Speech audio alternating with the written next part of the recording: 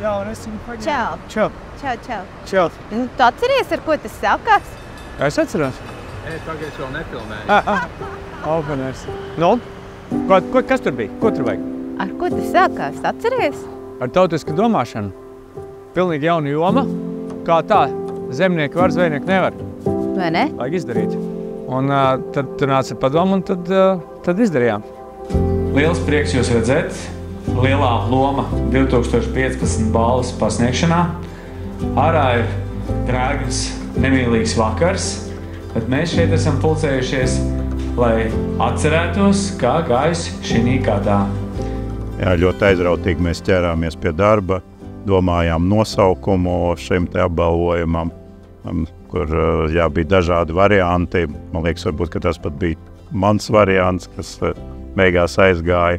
Un jā, tas bija tāds laiks ar aizrautību. Mēs vēlējāmies dot nozarei to, ko viņi ir pelnījusi, jau sen ir pelnījusi. Lielais loms ir viens foršs iemesls, lai visi nozari sanāktu kopā un riktīgi nosvinētu, vai ne?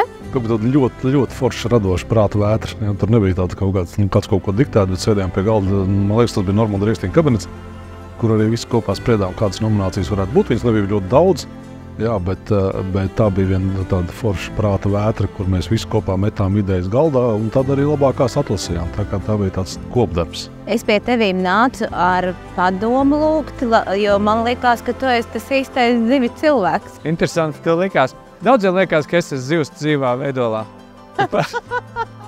Vēl es ļoti labi atceros, mani tiešām bija diezgan skeptisks tas kaut kāds stikls un tagad balvas no stikla un Oskars. To es saprotu, vismaz puskilograms sudraba, ko es saprotu, jā. Braucām ar elektromašīnu pirmo reizi un gandrīz baterija mums izbeidzās atpakaļ braucot no Jūrmalas. Tas bija bišķi kurjos, bet tas, kas bija mākslinieks, piedāvāja no jūras izskalot kuģa vrakiem, koka dēļus iestrādāt šai mākslas darbā, ja, šai balvā, un tas man likās iedot, tas bija wow, tas bija kaut kas tāds riktīgi vēstures, ļoti sena liecība, kad zivsaimniecības nozare bijusi un pastāvēs mūžīgi.